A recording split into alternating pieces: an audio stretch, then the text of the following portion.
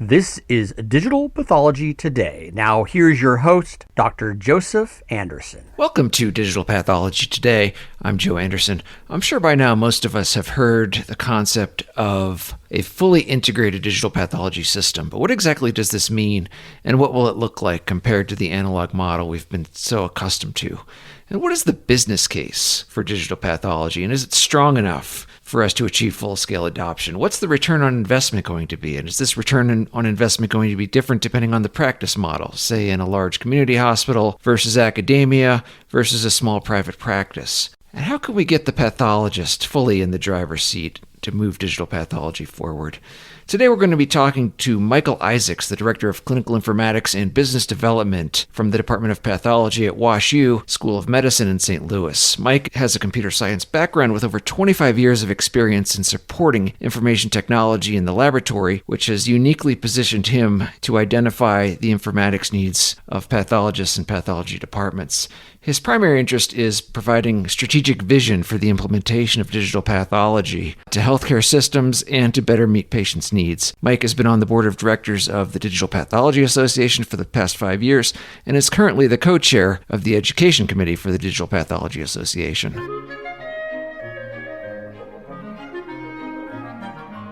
This episode of Digital Pathology Today has been brought to you in part by JAV Advisors. With over 16 years' experience, JAV Advisors focuses on business and management consulting for digital pathology and artificial intelligence in deployment within histology, pathology, and cytology laboratories throughout the world. Call 213-258-6268 for more information. JAV Advisors. Michael Isaacs from Washington University.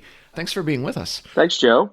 I'm happy to be here and appreciate the offer to spend some time talking about digital pathology. Yeah, I think our listeners are very interested in what we're going to be talking about. So tell us a little bit about yourself and your experiences. How'd you get interested in digital pathology? And tell us a little bit about the work you've done at WashU. Sure. So currently I'm the Director of Clinical Informatics and Business Development at Washington University School of Medicine in St. Louis. I've been involved at many different levels at the university in the laboratory, from supporting the LIS to implementation of different aspects of digital pathology. I've been interested in digital pathology for about 10 years now, and we really got focused on digital pathology out of a need. And that need was, or a problem, I think, that we had with our outside consults being sent to WashU and us not getting them turned around quick enough to get them sent back to our clients. And then once they were sent back to the clients, we had no record of them. And we may need them if they showed up, 3 weeks later for surgery, and we needed them for a frozen. And so we decided at that time we should be digitizing. The digital pathology was coming out. It was somewhat new, but we got this grandiose idea that we could digitize every one of them. And so we bought a scanner, went through the evaluation, bought a scanner, plugged it in, and started scanning. And we quickly realized that having an image that's not truly associated with a patient and a patient's diagnosis, I wouldn't say that's useless, but it certainly doesn't bring the value that we wanted it to. And so at that time, we made a quick turn and we contacted our vendor, which was Cerner Copath at the time, and the PACS vendor or the scanner vendor, and said, we need to build an interface between these. We have to connect these. And we were actually the first ones. Fairly certain I know we were the first ones to do this with Copath LIS. I think we may have been one of the first ones to do it with any LIS. And so we implemented that and integrated that piece. Now it's archived, right? But we were able to connect the laboratory to the digital imaging scans. And so our pathologists would be able to quickly go back to pull these images up for particular patients. And so that's when we really started getting into digital pathology. We probably have over 150,000 cases now archived in a repository that we can pull up with the LIS. And so, now we look at we've grown from that, and we're looking at different avenues that we can implement digital pathology. And that's we've obviously done that over the last 8 or 9 years, but it was a great first step for us. Wow, you said a lot there, and I think the last thing you said is just the volumes. I think it's easy to forget, just what kind of volumes we're actually talking about in surgical pathology, right? A busy community hospital or large academic center could be doing in upwards of 30,000 cases a year, and I think these numbers are only going to be going up with aging population and so forth. So I think one is the sheer volumes that we deal with. We have to find better ways to enhance the workflows to be able to handle this. And then secondly, what I didn't really even think about is that the use case or the workflows are going to be different depending on the institution. You talked about you've had a pain point with consults, which is a slightly different workflow and probably even a way more complicated workflow than an in-house case, right? These slides and blocks come in the mail. You have to find a way, assign it a new number for your lab information system, get the diagnosis. And then even there, it could be a consult from a world's expert at your institution, or it could be a referral for a patient coming in who's going to have surgery at your hospital. So the workflows are going to be slightly different in every case, which I think we often may not take into account. And then you kind of led with, how does this integrate with your LIS or lab information system? So I think there's a lot there. So, and you alluded to informatics. So we'll get to that in a second. But so let's take a step back and tell us how do you see a fully integrated digital pathology system functioning? What does it look like, this integration with the lab information system? Joe, it's a great question, and I think it's somewhat of a difficult answer, and I think that it continues to change. I think because everyone sees, and you mentioned it changes a little bit from institution to institution and from the size of the institution. If it's a training center or medical center to a consortium of hospitals, there's different values, right? And there's different complexities within their own infrastructure. And so my thought, an end-to-end solution, do you want a complex and tightly integrated one? Or, and unlike radiology, where they had their PACS solution, the laboratories have relies heavily on their LIS. And the laboratory information system provides an end-to-end solution for the current workflows. And that means from accessioning, creating a case, to grossing a specimen through histology into the pathologist's office, and then the sign out. And then they're able to generate a report. And then the LS also provides the ability to bill. And we know how, that's certainly not the, patient care is our primary focus, but we also, we have to be paid. And so we have to be able to track this. And so personally, I feel at this time there's a solution, there's not real one solution that can offer this. FDA has approved a couple different scanning vendors, but those are somewhat locked down solutions. I feel that the current hub and spoke model and the LIS should continue to be the hub of this, because it has all this information and it has expertise in patient tracking and reporting, such as synoptics, and as I mentioned, billing. And I think that it's important, whatever solution you have, your pathologists have to be comfortable with it as you start to move forward. I think the requirements the FDA has put on the digital scanning vendors is changing. And I think with COVID, they may unlock it a little bit more. But our pathologists do not want to log on to multiple solutions, right? And you can interface this information, but you can certainly see that doing this can cause complexities. So one of the complexities is, well, if I've scanned it with this scanner, I have to have this image viewer to open that image. And so how do we get above that, get beyond that? It's difficult. And then once you get past that, if you can build an integrate solution, which we've done somewhat here in an aspect at WashU for consoles specifically, but that doesn't take into consideration of AI. And I think that's where we all want to get and see this going. And so being able to integrate the AI into a streamlined workflow is going to be essential. I mean, there's really two different models that you could take. Just metadata exchange, that is probably the simplest form of interoperability, where you pass on the information from a barcode that's been generated from the laboratory information system to the PACS system or the scanning vendor solution. And there's messages that go back and forth that says, yeah, I received it and I filed it here correctly. And then the pathologist then, it sends back a link to the LIS and says, okay, this image for this patient is located in this area. And so it's just a link. And so the pathologist, that's embedded within the LIS, they click on it and the viewer can be opened. That seems to be kind of the simplest. However, still complex, because if you have multiple vendors, as I mentioned, you have multiple viewers.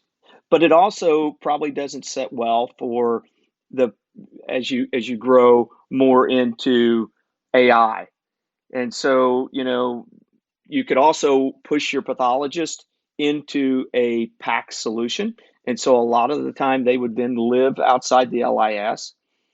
And those solutions probably can provide viewing and AI. So they can, run an algorithm on demand if they want, or the workflow would allow them to be in this and see what algorithm has been run on this case and see the Meditech data here. And so when you start adding in storage and scanner, the LIS software, a viewer, the digital PACS solution, you're moving a lot of data around. But again, I think the bottom line is, I think the common component is the hub of it. And that right now is the LIS system. Yeah, there certainly is a lot to it when we talk about an integrated solution. And I think as you highlighted, it can mean a lot of different things. At the very surface is convenience, right? How do I, as the pathologist, come in the morning, log on, and everything's at my fingertips and kind of works seamlessly, rather than having to log on to all these different servers and put things together piecemeal, which I think, no one's been immune to that. And I think that's been a large theme in medicine and informatics since the beginning of informatics. Since the beginning of when they created the word informatics. I absolutely agree. Yeah. And then I think tied with that is this idea of interoperability. So what exactly do we mean by that? I think that even that term kind of has many different layers to it. So I think, I kind of think of it as, well, does all my equipment, hardware and software work with each other, right? So at the very basics, right? So in the confines of the walls of my office, or even in my institution, do all of these components work together? But then there's more to it, as the world becomes connected, right? How do we at my institution connect with another institution? There's that. And then how do we connect to networks, and how does it all fit together in the face of various different vendors and standards and so on? Yeah. And I think that, one of the big hurdles that we have had, and I kind of mentioned about different scanning vendors, which eventually over time, they will become a commodity, right? But they can't be really yet, because they all have their own format. And I think that's what makes DICOM standards so essential, that it doesn't matter what scanner I'm using. I can open it up with any viewer.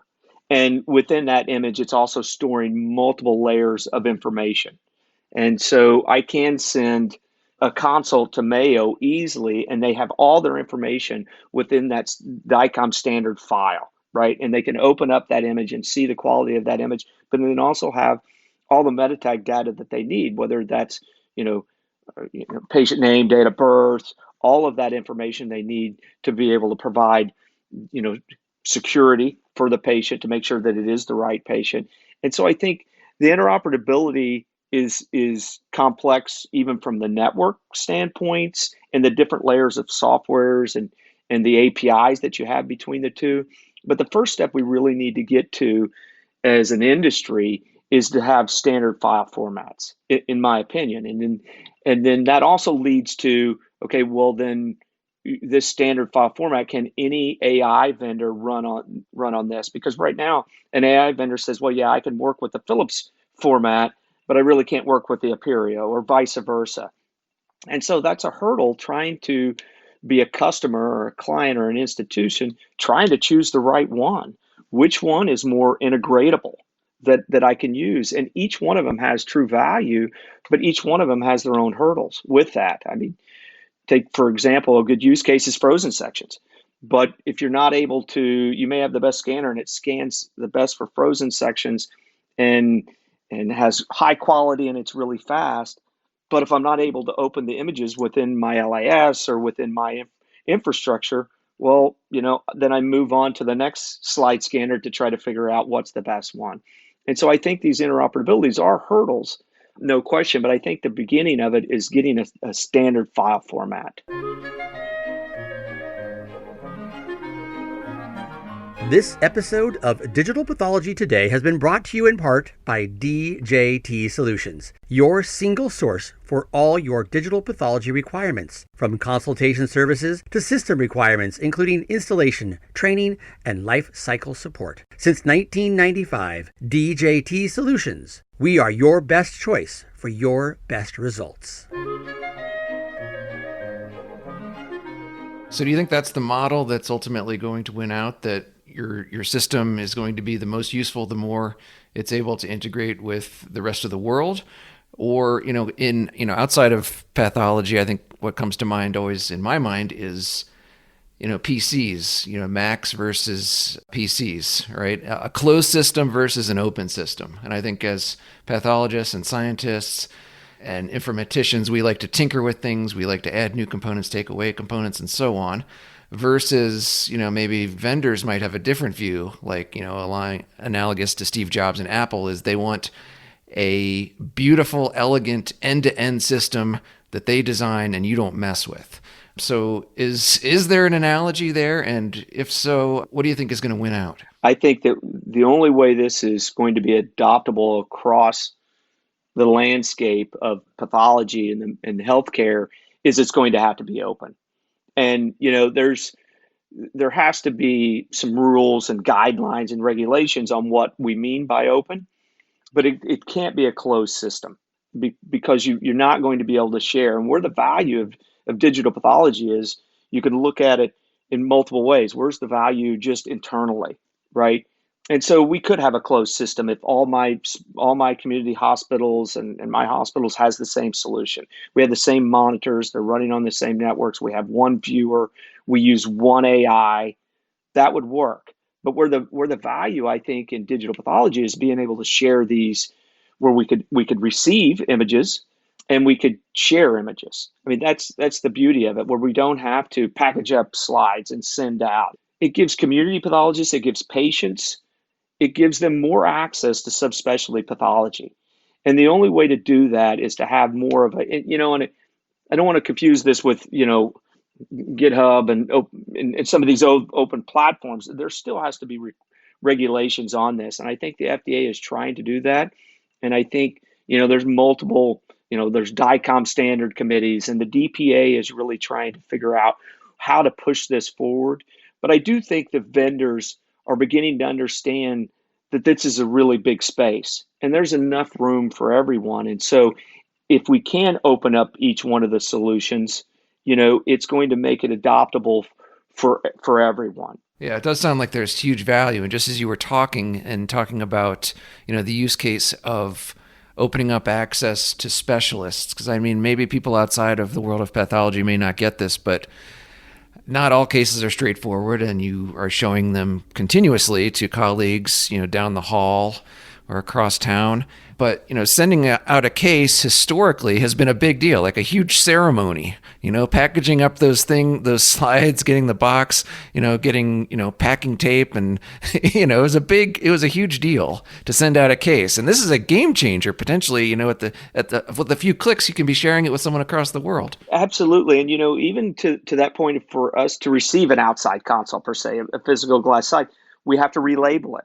And that, it sounds so simple, but it's really not. It's time consuming, right? To relabel, 50 slides just so we can track it through our laboratory information system. And so it's very taxing on, your customer service or your intake of a laboratory.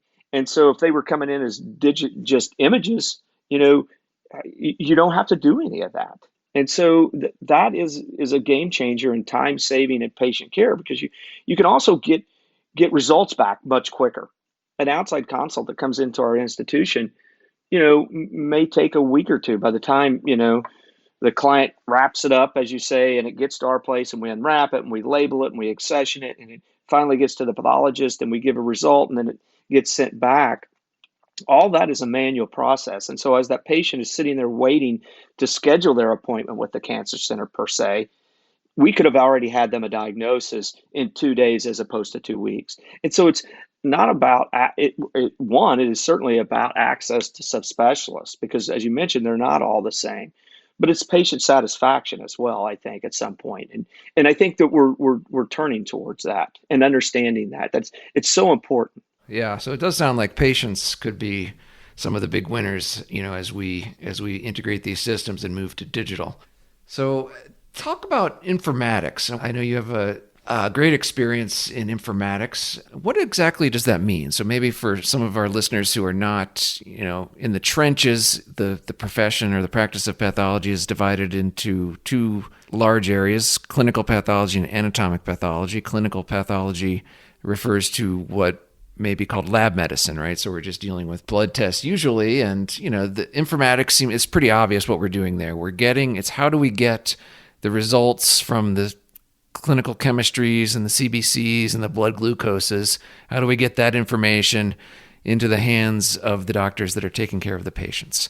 But with anatomic pathology, what exactly does that mean? Because we're taught it's kind of a different discipline or different practice. We're taking a sample from a human being, and then it's an image. We create an image, and then we generate a diagnosis, which is basically a well-informed opinion about what the pathologist sees in that image. So I know as these things are digitized, we're talking about vast quantities of information, but just philosophically, how does this fall under the umbrella of informatics? It's and you mentioned it. It's such a wide range of things, but it is certainly different than the CP. I mean, I look at it as really a combination of operational workflows and technologies, workflows that are generating the need for data, and technology provides ways to capture, store, and utilize this data. I mean, it can be defined as using technologies to improve patient diagnosis or management, and it's involved that there's more information being available.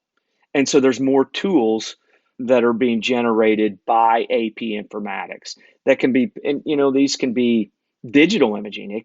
It could be telepathology. It could be mining data. It could be the storage of anatomic pathology information, and this also includes, it's not just the digitization of microscopic slides, but it's also gross images and gross static pictures. And then, the electronic format of a report. That's how I consider, what AP informatics is. I think that it's going to change and it's going to open up more avenues once DICOM standards are more adopted and utilized. You could utilize this for, with informatics for automation for improved quality control. And I think that's an important piece to this. And, is making images available in image archives for future retrieval is certainly a benefit. And that falls into the informatics, AP informatics, I think, building and data mining of digital slide data sets where we can eventually seek the similarities and the difference in tissue samples and different diseases that can be utilized for research and the translational piece between, research and clinical. So it also, can be used for tumor boards and discussion panels where pathologists can, whether it's a curbside consult or an outside consult. And so all those pieces is where I see that fits into anatomic pathology, not to get too far into the technical aspects of it. Right. So I think it's clear that we're going to get a lot of enhancements in our workflow. It's going to be more convenient, and we're going to not deal with slides. We're going to, eliminate the burden of storage space. We're going to reduce FedEx costs, but I think what is truly the economic case for going digital? I think it's, maybe we've certainly been held back, it seems. This technology has been with us for 20 years or so, and we enumerate all of these benefits. But specifically, what is the business case, and who's going to be the beneficiaries, so to speak, of this business case? Good question, and a difficult question. I think, we alluded to this a little bit earlier. Each institution may look at this a little bit differently. With digitizing these images, one benefit, it's certainly digitizing these images affords our pathologists to work smarter, I think, not harder. And it's better patient care. And so I think one of the questions is how can we not do it? Right? Just because I do think that it provides better patient care and satisfaction, as I mentioned to. A couple of examples of this may be as a larger institution that is subspecialized. And you want to be able to provide that subspecialty to your remote hospitals, to your smaller community hospitals. But you may be able to build a model where you have general pathologists within the community, but they have access, easy access, quick access to the subspecialty pathologist at a larger institution or at the home base, let's say. But then that you take a step farther, that then you have access to the Hopkins and the Mayos and the MGH pathologists that are world renowned. And so I think that the patient benefits from this. I think the cost analysis is difficult when you say, well, we want to digitize every slide that comes through our lab. I don't think we're there yet. I mean, some of them, cytology, heme path is still difficult to scan. And when, in a large institution as we are, you're talking hundreds of thousands of slides that we would be going through our lab to digitize. And maybe some of those cases really don't need to be. And so that's a hard sell. I think where we have tried to do here is not rip the Band-Aid off, but find where the ROI is. And in that case, it's been easy to justify, whether that's scanning consults or building a consultation business to move images around our local institution, whether it's down the hall or 20 miles or 100 miles away. We can do that easily and get results and opinions from our pathologists easily now. And then taking it a step further is being able to provide this to community that's not part of the system. Now, with that, how does a community hospital justify getting a scanner? Just to send, 50 slides or 50 cases a year. Well, their mentality may change if they did have a scanner and could have quicker access, because then they start looking at it's better patient care for them, and they can market that per se. And so, maybe they need a smaller slide scanner, they can do that. But they also need to have the infrastructure in place to do that. And so our approach is that we've worked with smaller groups and helped them get a scanner where they could then reach out to us and be able to provide these quicker. And so even with clerical work, there's a business case where you can eliminate some of that, and it streamlines the process much better. We will get there. I think our institution will get there as primary diagnosis, because there's value in eliminating some of the task-based things that the pathologists do with AI. Maybe it's not generating a diagnosis, but it counts the cells for them. And so then they're freed up to look at more cases. And I think you alluded to it earlier that, there's just going to be more cases, and it's just going to continue to grow. And so to be able to have a pathologist be able to look at more cases as opposed to counting cells per se or something like that, to keep it simple, frees them up to do that. And so I think there's a business case for that as well. Yeah, it certainly sounds like patients are going to be big winners. And I think, better outcomes should, in theory, be less expensive. So I think payers, certainly can be big winners here too as well.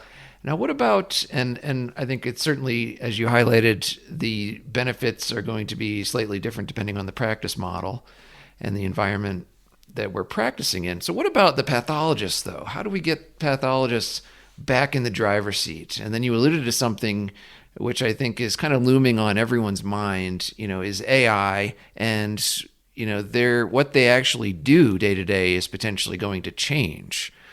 Right. And yes. They're going to be, I think the optimistic scenario is, well, we need to free you up so you can focus on loftier tasks. Now, yep. How do you see that evolving? And do you see a dark side to that? I don't really see a dark side to that. I see that we need to start our trainees out earlier, becoming more adept to utilizing digital pathology. And I think we're missing the boat on a little bit of that, as far as, and I know there are certain modules and they are becoming more involved with that. But I think our pathologists, we've taken a slow path forward, making sure they're comfortable with it. And then they come to us and say, hey, there would be value scanning more of these slides, these good cases. And so I think they do understand, some of them, where the benefits would be and how it could provide them to be much more efficient and provide better patient care, deliver quicker results.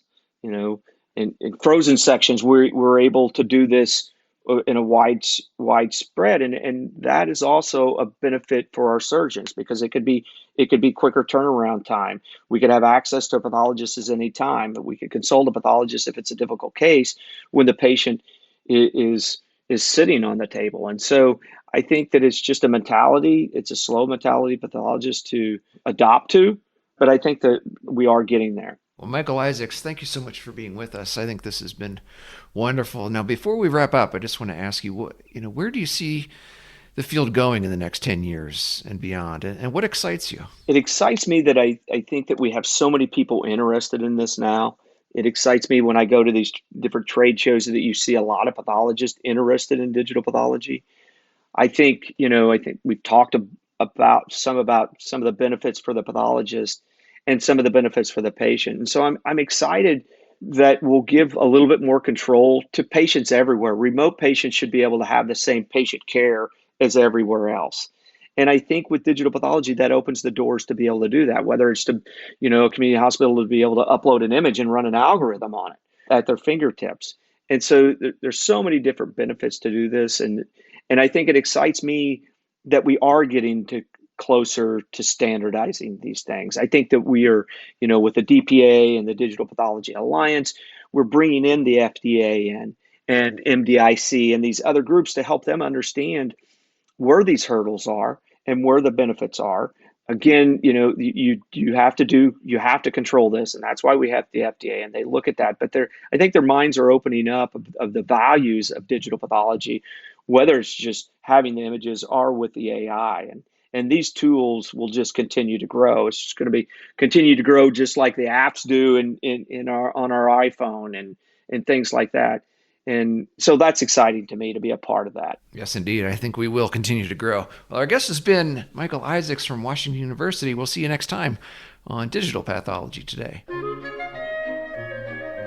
This has been Digital Pathology Today. Please be sure to subscribe. Thanks for listening.